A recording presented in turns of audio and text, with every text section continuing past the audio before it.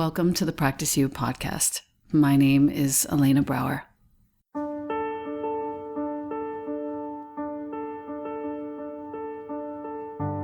Together, we'll explore and enjoy content and conversations around mastering transitions in our relations, our wellness, our careers, our families, and especially in our missions and visions. You are invited to learn and love and listen with me. Welcome to Practice You.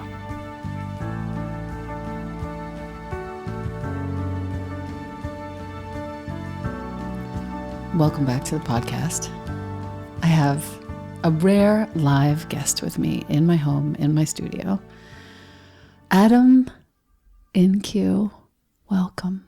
Thank you. Do you not normally do it in your home? Not always. Okay. It's rare, actually. I mostly do it now online because it's just much easier to meet with people. Right. But having somebody here is so special. Well, I'm honored. Yeah. It's nice to be in your space. The first time I met you, I was standing at the Handel Group Christmas party. It was many years ago. And you were performing. And you said, it was the line about love. What was the line? Love is not a state. It's a. Oh, love is not something that you feel. It's something that you do. Yes. Yeah. And I fell madly in love with you right then. That was the end of it. Thank you. It was mutual. I saw you. Yes. I saw you then after that at Summit. Yeah. I brought the kid up to the mountain and you were there. And I had just gotten sober. So this is now 5 and some years ago. I just gotten sober and I really wanted to write a spoken word. And you helped me to learn how to learn the memorization and embody the content. What did I say? So what you said was... Because I teach people all the time, but I don't usually teach memorization. Well, what you said was, you have to recite this thing in every position, in every place, at every moment for several weeks. Just through your head, keep going. Keep saying it out loud. Keep saying it to yourself. Keep saying it in the shower. Say it on the road. Say it when you're walking. Say it when you're driving. So that it becomes a part of your body. Yeah, it needs to get cellular. Yep. And that it sounds did. Right. And it did. It was the best. I'm still so proud of it. It's episode 33 of this podcast. I put it in. Yeah, it's beautiful. Yeah. Yeah, I remember it. Right. So I want to introduce you. You're a natural writer. I love writing. Yeah. Yeah. It's funny, if you're listening to this and you're thinking, oh, I'm not a natural writer, but I wish I was. All you have to do is read a bunch. I feel that. Like I just read and read and read as a kid, and that led me to being able to write. Did you have the same experience? No. Not at all. That's so good. Tell me more. Well, I would say, just to piggyback what you were talking about before I get into me. Most people don't think that they're writers. And, right. I do all of these workshops around the country and the world, and every single time someone has a unique voice, it's like their fingerprint. And it's not about it being great. It's about it being real. And so if you choose something that's moving and meaningful to you, and you genuinely take it seriously and write from your heart, then it's going to be real. And, then it really is a mirror for whoever it is that gets a chance to listen to your story. And people are always surprised by other people's responses and by how easily the words flow when you start in a place that sparks you. How old were you when you wrote your first piece? I actually don't remember. First of all, my memory is for shit. I mean, it's really, really bad. Like, I have vague and ambiguous memories of my childhood and, so. And where did you grow up? Santa Monica. Lucky duck. Yeah. That's good. Yeah, and I was. I mean, it was a great place to grow up. It's good karma. I was around all types of people and learned a lot. So, yeah. All right, so let's get into your history a little bit. I want to make sure that my listener knows who you are. You are a spoken word artist. You are now launching a book. It's called Inquire Within. Mm-hmm. Poems and Stories by InQ. If you're wondering how his name is spelled, it's IN-Q. Short for In Question.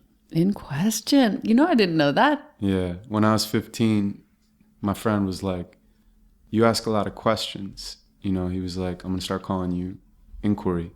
And then people just shortened that to InQ, and then people started calling me Q, and I rarely heard my real voice after that. I mean, name, excuse me. Q is rad.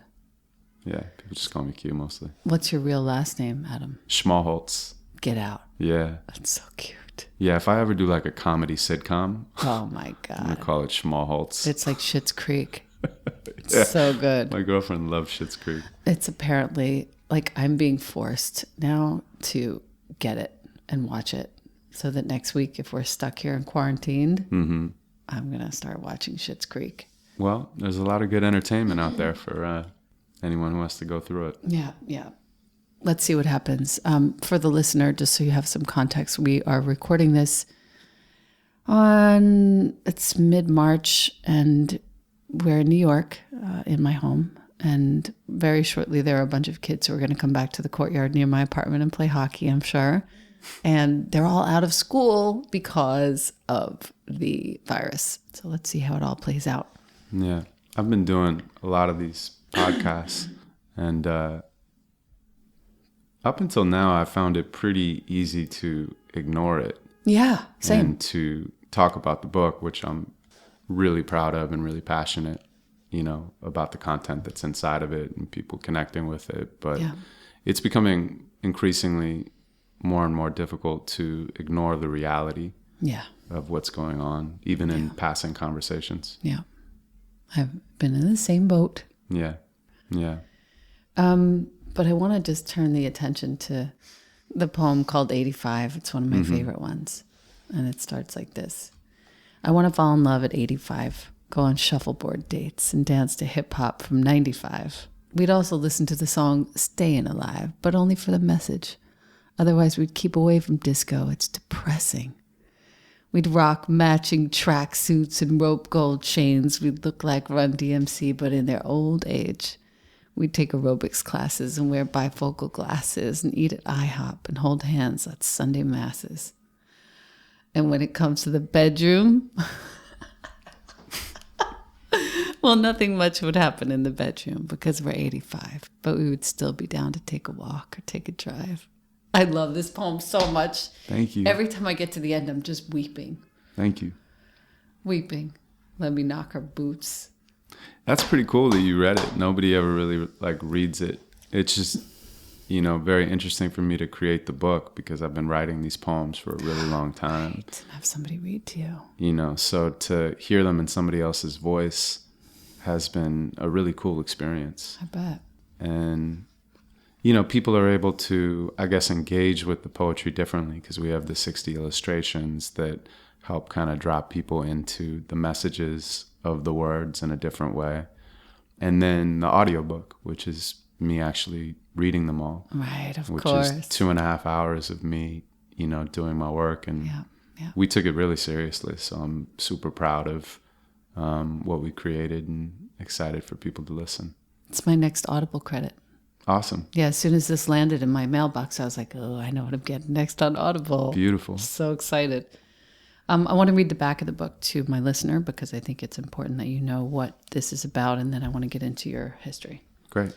Contemplating universal issues of love, loss, forgiveness, transformation, and belief. Inquire Within shines a light on our lives and provides a wholly unique and dynamic lens through which to think about ourselves and our world. Rhythmic, original, authentic, inspiring. A journey to the center of the soul. Inquire Within is a provocative and entertaining debut from an award-winning poet. You'll never look at poetry the same way again. And that is how I feel from the minute I met you. You're a Poetry Slam champion, national. You are a multi-platinum songwriter. Can you please share with us what on earth that means? I've written a lot of songs that have sold a lot of records. For whom? Everyone from Selena Gomez and Miley Cyrus to Foster the People and Aloe Black. I've written like... Dude. Probably like 40 upwards of Disney television songs. You're joking. I had no idea about this. No, I mean, yeah, I had a lot of success in that, and that's actually what allowed me the freedom to pursue my poetry. It was really difficult to figure out how to monetize being a poet for a long time, and so course, I think the songwriting was the foundation that I built my poetry on top of, and ultimately I was able to build a really successful business around it without losing my artistic integrity. Which was really important to me, you know. And Oprah named you to her top 100 SuperSoul thinkers. Yeah. Which is a pretty great distinction. Yeah. That was so awesome. Sweet. Is she the best? We only met that one time, but she was awesome. Yeah. She was That's all I exactly hear. what you would imagine her to be. Totally. The warmest. Yeah. But that was certainly an honor. And, you know, there's a lot of things in my bio. Every time I'm performing, you know, people will like get up and they'll read my bio and I just want to like hide in the corner. Tell me more. Why? Oh, bio is like what you have stuff. done, you know, and when you're about to perform in front of people, you're creating a new moment. I see. So, of course, people like need some sort of a context to like who you are. But for me, when I'm performing, it actually doesn't help anything. You know, it's like a famous comedian would say, you know, being famous, when they say your name, everyone goes crazy. You know, if you're like at a random little club and they're like Jerry Seinfeld and, you know, everybody goes nuts. But ultimately then 30 seconds in, if you're not funny, no one gives a shit. Right. And you're having a new experience anyway. Yeah. So, you know, I'm always a little bit shy when it comes to those things. Yeah. Yeah. I get that. Yeah. But I did do them. I own that too. Yep. And you grew up in Santa Monica. You were how old when you left there the first time? You mean to go off into the world? Yeah. I went to San Fran State for 1 year. And then I came back and went to SMC for about 6 months. And I hated it. I was never really a good student. I was never really interested. I used to like write in class and anything that like actually moved me. You know, I wanted to take that energy and create something with it rather than regurgitate it for an exam. Exactly. Couldn't have said it any better. Yeah. And then I was like, I don't know. I literally got in a fist fight on campus. Sweet. There was like some ridiculous thing that happened with this woman that was in my class, a young woman, with her boyfriend. He came down to fight me one day. And I was like, yeah, it was like in the class. It was actually pretty funny. I knew that this was going to happen. It was like one of those movies, you know, in high school or something like that. Premonition or? No. He was like, I'm gonna find, you know, I'm gonna find you, bro. Like that type of thing. Oh, God. And so then I was in class. I was taking tests. It was summer. And I've definitely never told this story on a podcast. It's just a silly story. But, you know, people would finish their test and they would put it at the front. And then they would leave. Right. And my seat was in a place where I could see when the door would swing open, the outside of the class. So I'm like sitting there doing the test and, you know, people are leaving and the door swings open and there's this dude just standing outside. Waiting with leather gloves on. Oh, my God. You know, like biker gloves. Yes. So I'm like, and it was summer. So I remember I like looked and I saw him like a couple of times and I thought, why is he wearing gloves in the summer? And then I went, oh, okay. Shit. So not only did I know I was going to get in a fight, I had to finish the test. Right. And then get in the fight. And then get in the fight. So anyway, so I left that day. I mean, whatever, we fought, it was over. And then I left and I think I quit like a week later. Yeah. I didn't want to be there. You know, yeah. I was like, I did the test. I was like doing really like the lowest math class you could do and just wasn't interested in it. And I wanted to pursue my art. And so. That's what you did. The long answer to your question is I only left for a year. Right. And then I came back to LA, and that's where I've lived. And did you start performing straight away? Yeah, I mean, I was performing in high school. Got you it. know, I mean, it was always my dream. It was something I fell in love with immediately. My dad wasn't around when I was a kid. My mom's a school teacher. She raised me on her own, and I just, I think, fell in love with hip hop and freestyling, and finding ways to express what was suppressed inside of me. Although I didn't think about it so philosophically or Right. poetically at that time, it's just something I was drawn to, and it took on a life of its own. And there we were when did you graduate high school? 96.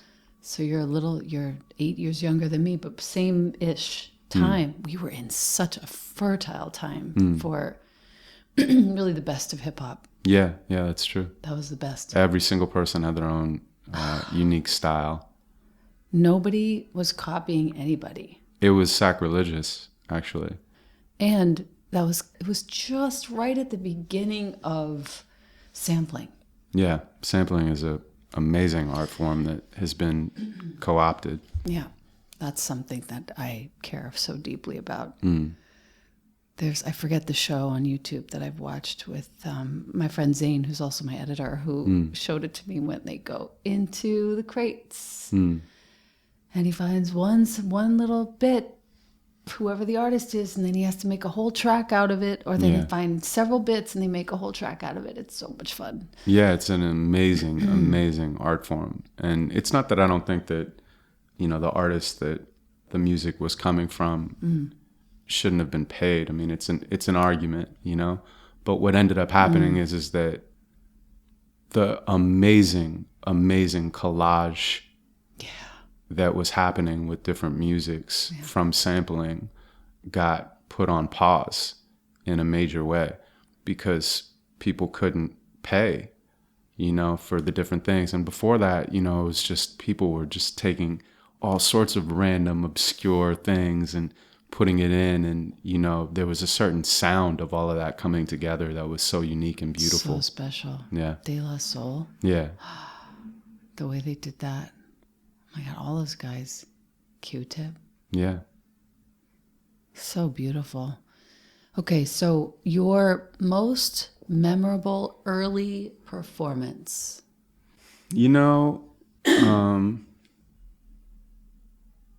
I think probably the one that sticks out was I was at a club when I was like 15 or 16, and I snuck in with my friends at the time. Did you have a fake ID? I don't think so. I think we went in the back or something like that. Right. They were older than me. But anyway, so yeah, go inside, and there was like a rap battle that was happening on stage, and somehow I got to the stage, and so I ended up like battling this dude, and it was like 2 rounds back and forth, and I had battled people in the past, but the ciphers were the audience at that point. So it was like whoever would come up, whether it was 3 people or 5 people or 20 people. But there's a difference between that and like 200, 300 people. I don't even remember how many people because it just seemed so big to me at that time. Yes. And then just to be able to, make something up off the top of my mind and to have people respond like that. I mean, it was a feeling of true freedom and empowerment. I don't know that I had ever felt so empowered, Have you ever written about that? No. That would be fun. Yeah. I would love to have Jonah read the piece that you write about that moment. He's 13 now. Yeah. And your greatest influence in terms of your poetry, not necessarily music, but poetry. I would say the community that I was a part of was my greatest influence. So when I was 19, I wound up at an open mic for poets called the Poetry Lounge in Los Angeles. And I got on stage. I just started doing my rapping a cappella, and people responded to it. And the community was just this unbelievable group of artists. Yeah. I don't know that I'll ever experience that type of bond with a group of people again. That was my college. That was my artistic college. And 350 people every single week would show up to listen to, people sign up on the list, and it was like church without religion. That's a lot of humans. Yeah. And if you think of the 20 years plus that it's been going, I mean, so many people have been in that building. You can feel it when you come into the building. There's an energy. It's the same thing as a yoga studio or something like that. If a church. Yeah. You can feel the energy of belief, of prayer, of intention. Yeah. And so I mean, that community was my biggest influence, my biggest teacher. The community became a true family for me. And I think that they taught me how to use my voice by continuing to give me a space to explore it. If you had a kid in front of you who was interested in doing that right now, what would you say? Like, what would be the top thing that you would say, dude, don't forget to do this? Well, I don't think that anyone can teach you what your voice is. I just think, they can teach you techniques to use your voice, and they can provide a place for you to explore your voice. Right. And they can give you prompts and tools, but your voice comes from experiencing using it. And so that's what I would say to anybody, whether they're a kid or an adult. Just find different ways to use your voice, as many as you can, because you do have a unique voice and a unique story, and yet your story is the human story. And so when you share it with other people, they'll feel less alone. I was interviewing an artist by the name of Kim Kranz, who's written a bunch of different books recently. And we were talking about the fact how when you have some piece of art, be it a poem or a painting or anything, spoken word, when it's deeply personal, completely and utterly personal, it becomes this universal portal for everyone to feel that whatever that part of themselves is with which they identify when they read or see this thing. Yeah. So I like what you've just said, because it's really about being as close to yourself as you can be, so that as many people as possible could actually identify with it, be served. Yeah, that's why it's a barricade to trying to do something great. Like if you're sitting down and you're like, I'm trying to do something great, it's actually a barricade to communicating the truth. It has more to do with your ego. So, everyone, myself included, is the vehicle and the obstacle to their art. And so, that's something I try to keep aware of. Yeah, that would be a great piece of advice to a kid.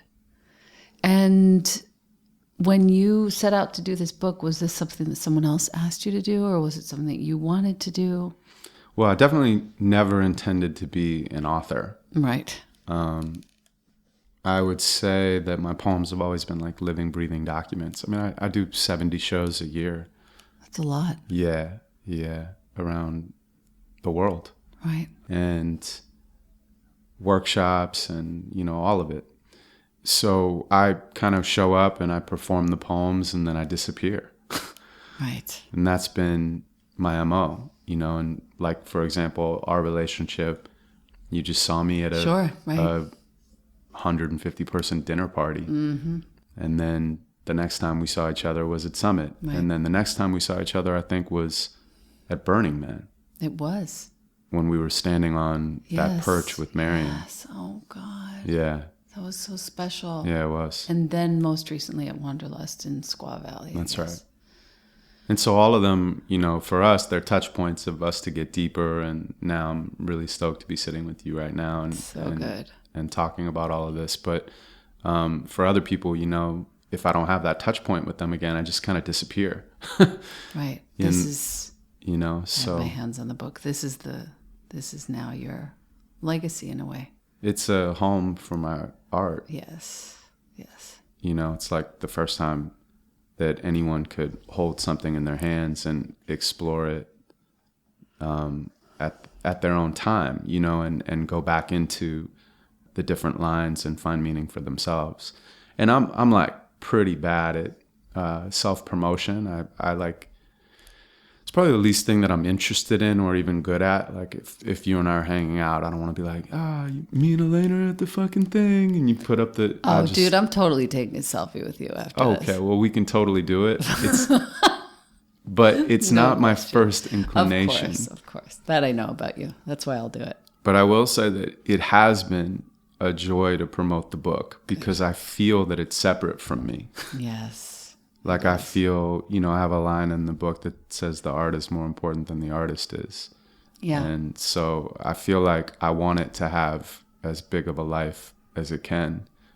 And if you look at the cover, it has the tree and the branches mirror the roots. Yep. But if you look at it from the side, it looks like lungs. It does. It's the understory and the overstory and the right and left lung. And then the two halves of the book are inhale and exhale. So the inhale is the personal poems. It's like my poetic hero's journey, pretty much. Right. As you hear the sirens in the background, so much going on in this moment. So much going on in this moment. And then the exhale is, of course, the social and political pieces. So it's change yourself, change the world. You know. I love the poem called Change.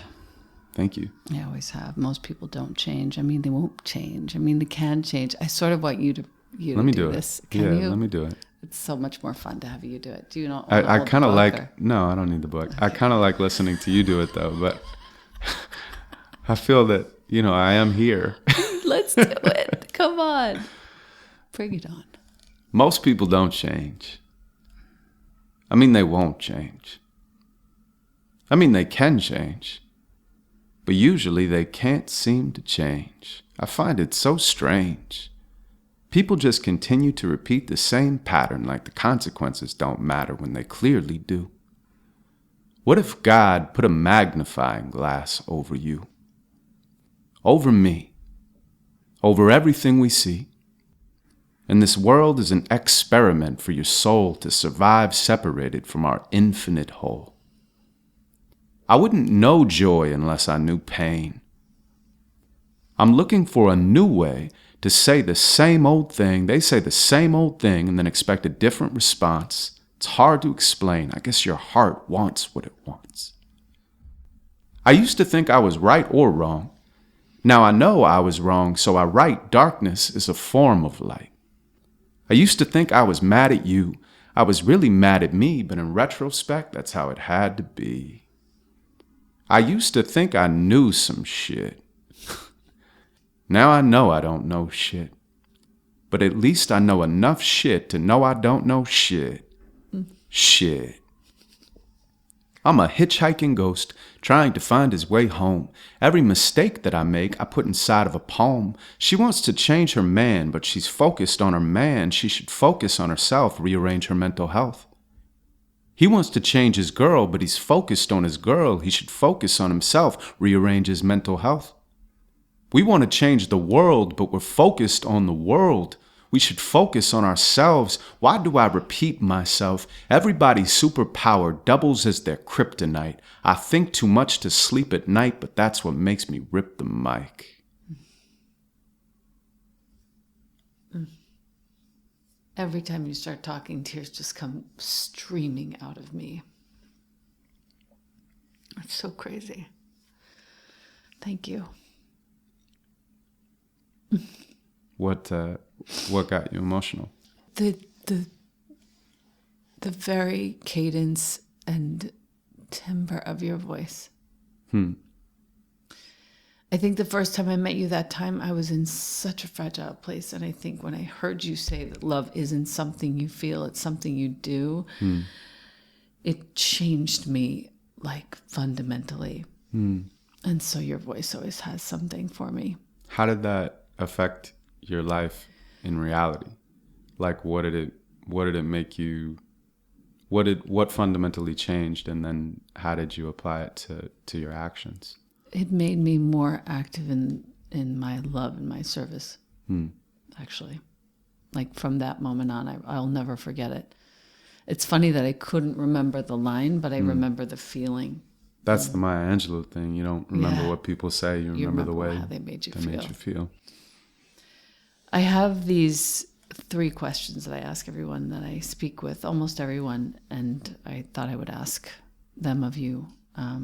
The first is what in your world, either personally or universally, do you feel needs healing right now?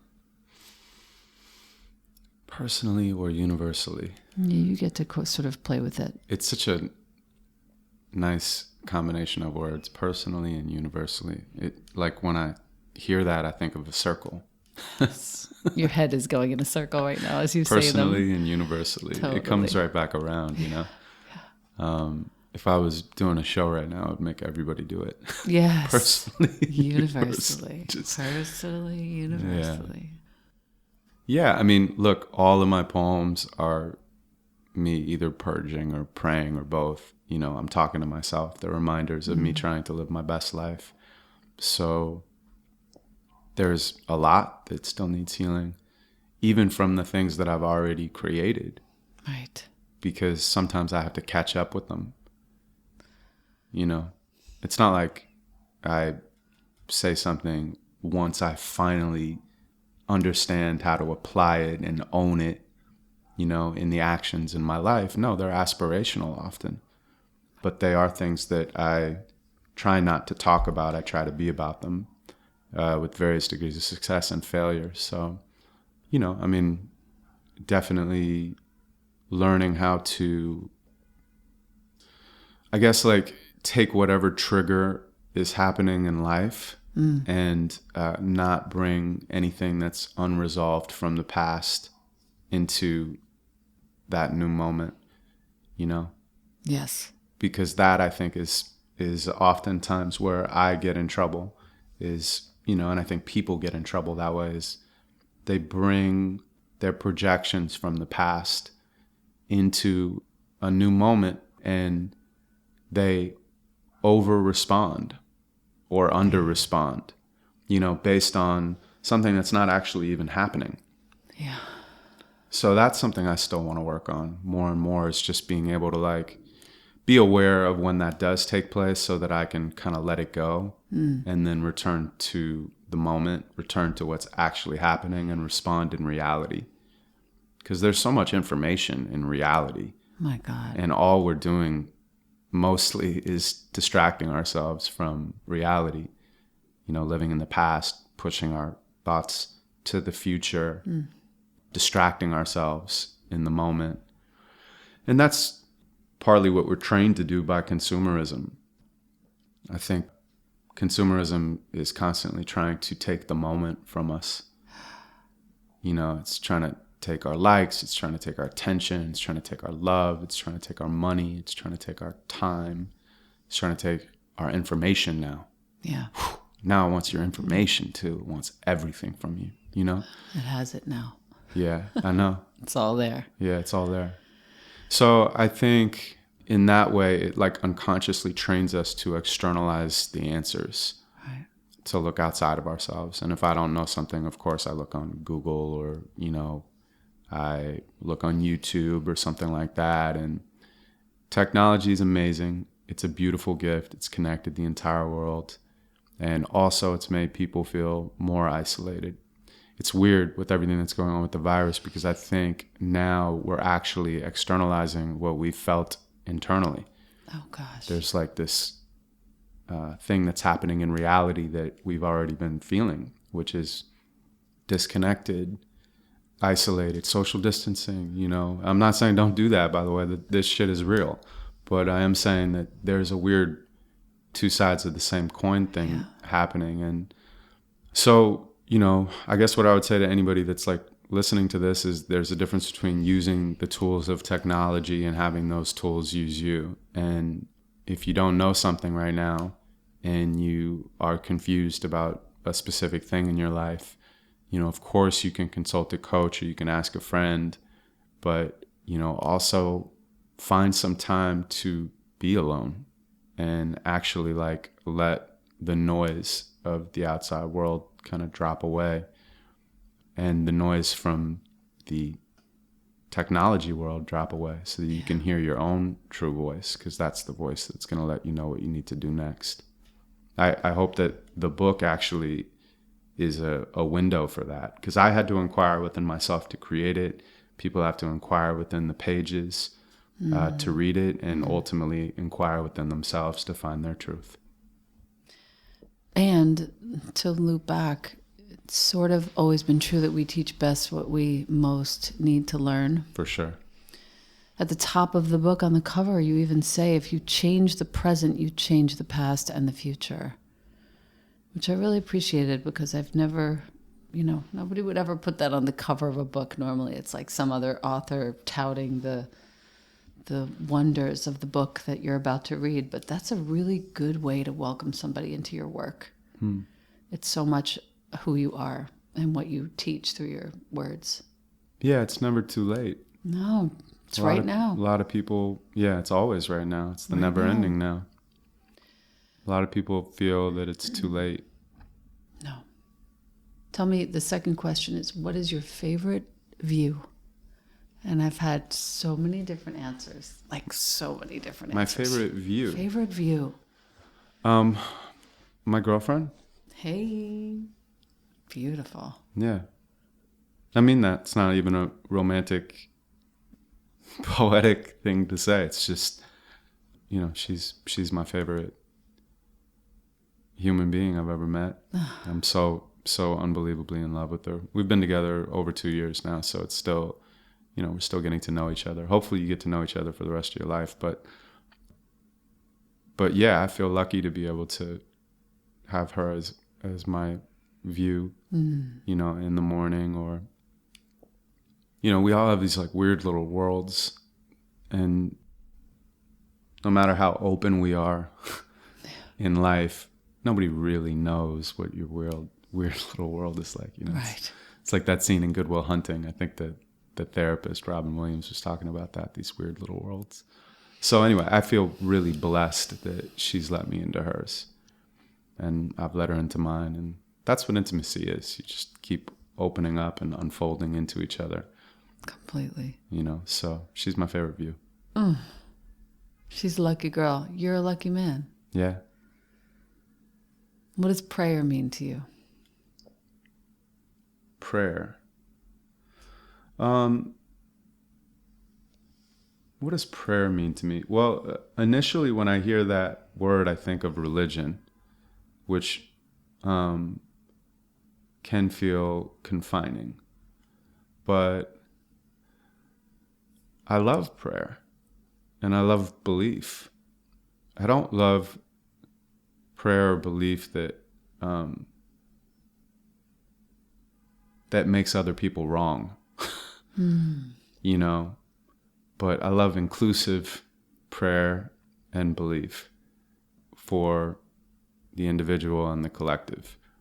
And as I said, the Poetry Lounge, there was so much prayer and belief in that room, and that's why you can feel it similar to what you would feel if you would go to a temple or a mosque or a church. We could use more of it. For real. Yeah. Any poem with which you would like to close for my listener? Yeah, sure. There is nothing in life that you cannot breathe through except death. And since we're all alive, it means at least there's one breath left.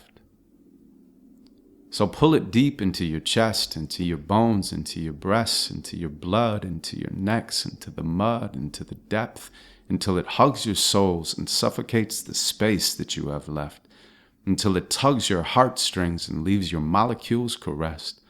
Just a few precious seconds right before eternal rest. Will you fight for your survival from this uninvited guest? Will you Rolodex your history to glamorize regrets, or set your sights on new arrival and go sprinting up the steps? Me, I'll revel in the wonder of the colors and the shapes. The way the light resembles floating diamonds dancing on the lake. I am nobody's mistake. But my existence wasn't planned. I had to sneak into the party, they were out of wristbands. Now I'm sinking towards the exit like it's made of quicksand. See, I got used to spinning my wheels, but hit the kickstand. I want to truly view the world around me while I still can. I want to worship every flower, giving prayers over the land. I want to open up my eyes so wide that what I see expands. And the beauty beams so bright it overwhelms woman and man. Fuck a portal to the light. I want to scream, I want to fight, I want to eat and fucking drink, I want to touch, I want to think, I want to feel and taste and see, I want to live, I want to be, and I'd give anything but life because I'm dying to be me. I spent half my life trying to be anything but me. Now my afterlife is spying on my new reality. And I'm vying for another breath before he sets me free. I'm defying death with everything, 'cause death's defying me. I will rant, I will rave, I will spit, I will rage. I'll go barefoot on the sun or swim a sea of razor blades. I will grow, I will age, I will slow, I will fade. I'll sleep on hot coals or juggle chainsaws and live grenades. And though I know I'll never give up, in the end I'll give way.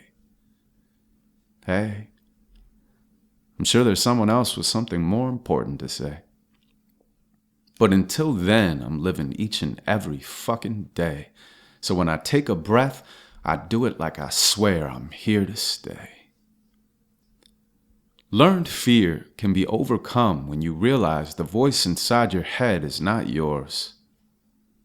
It's an imitation of the voices from before, repeating on a loop inside your quiet core, receiving since your youth, when your choices weren't even yours. Perceiving was the proof, but reality has many doors, so why are we still fighting other people's wars? Learned fear can be overcome when you realize the voice inside your head is not yours. It's an imitation of the voices from before, repeating on a loop inside your quiet core, and you can't tell the difference because it sounds the same. But trust me when I tell you, most of what you think is from somebody else's brain. They have us trained, shackled by imaginary chains, imaginary rules for imaginary games. But they don't know the reasons either, so where should we place the blame? And who is they anyway when we're all the same? Our parents had parents, and their parents had parents. Apparently it hurts to see, so I'll be transparent. The world is so much bigger than your insecurities. And they don't speak on your behalf without your soul's authority. The world is so much bigger than your culture or community, and they don't speak on your behalf without your soul's authority. Because if it's all a story, then nobody else can tell it for me. Since I'm always transforming, I defy a category. When you do the same thing the same way, it's habit forming. But nothing in this land of woman and man is mandatory. It's all just transitory. Our world's a laboratory. Experimenting on today can change tomorrow morning. And since matter is mostly empty space, we're in a sea of consciousness where the boundaries are erased. So I stared at my reflection until I couldn't see my face. Then I picked myself and put the flowers in an empty vase. If you came for validation, then you're in the wrong place. The only certain satisfaction is becoming what you've chased. And there's no running from the inner voice. So it's important that you choose, but it's more important that you know you have a choice. You have a choice. Are you living someone else's life?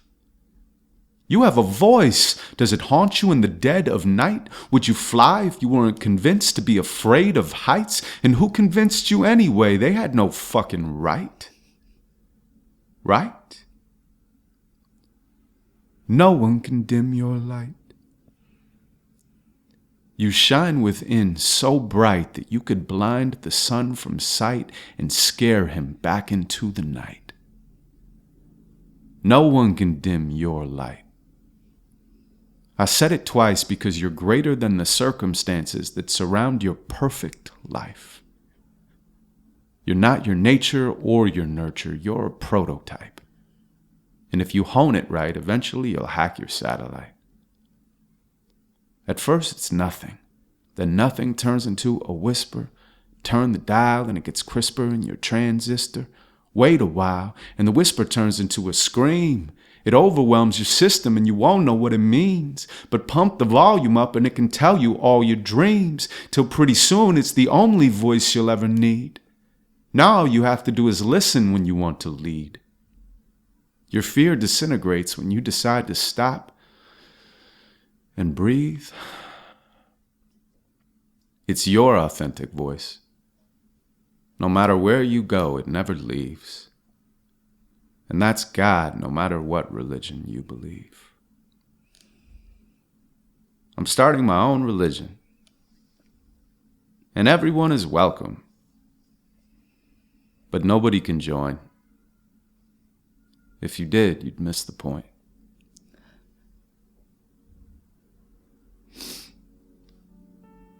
I totally love you. Thanks, man. I love you too. Wow. Thank you so much. Thank you for being here. Thank you for having me.